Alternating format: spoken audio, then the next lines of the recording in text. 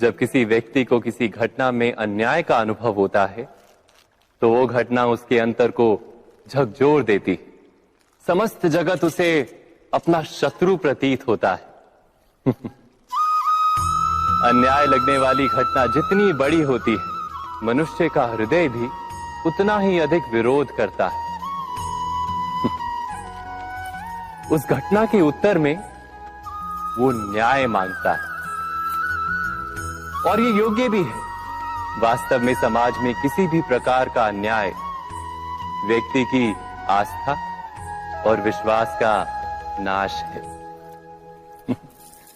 किंतु ये न्याय क्या है? न्याय का अर्थ क्या है? अन्याय करने वाले को अपने कार्य पर पश्चाताप हो और अन्याय भुगतने वाले के मन में फिर से विश्वास जगे समाज के प्रति। इतना ही अर्थ है ना न्याय का। किंतु जिसके हृदय में धर्म नहीं होता, वो न्याय को छोड़कर बैर और प्रतिशोध को अपनाता है। हिंसा के बदले प्रतिहिंसा की भावना लेकर चलता है। स्वयं भोगी हुई पीड़ा से कहीं अधिक पीड़ा देने का प्रयत्न करता है, और इस मार्ग पर चलते अन्याय को भुगतने वाला स्वयं अन्याय करने लगता है। शीघ्र ही वो अपराधी बन जाता है। अर्थात न्याय और प्रतिशोध के बीच बहुत कम अंतर होता है, और इसी अंतर का नाम है धर्म।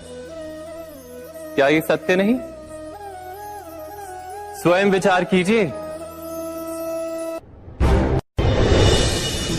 दो व्यक्ति जब निकट आते हैं तो एक दूसरे के लिए सीमाएं और मर्यादाएं निर्मित करने का प्रयत्न अवश्य करते हैं। हम यदि सारे संबंधों पर विचार करें तो देखेंगे कि इन सारे संबंधों का आधार यही सीमाएं हैं जो हम दूसरों के लिए निर्मित करते हैं, और यदि अनजाने में भी कोई अन्य व्यक्ति इन सीमाओं को तोड़ता है तो उसी क्षण हमारा हृदय क्रोध से भर जाता है। इन सीमाओं का वास्तविक रूप क्या है? क्या हमने कभी विचार किया?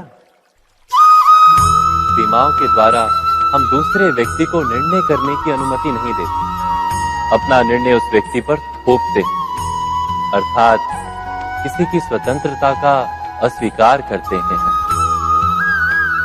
और जब स्वतंत्रता का अस्वीकार किया जाता है तो उसका हृदय दुख से भर जाता है, और जब वो सीमाओं को तोड़ता है तो हमारा हृदय क्रोध से भर जाता है।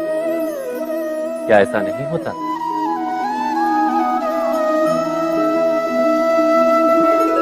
पर यदि एक दूसरे की स्वतंत्रता का सम्मान किया जाए तो किसी मर्यादाओं या सीमाओं की आवश्यकता ही नहीं होती।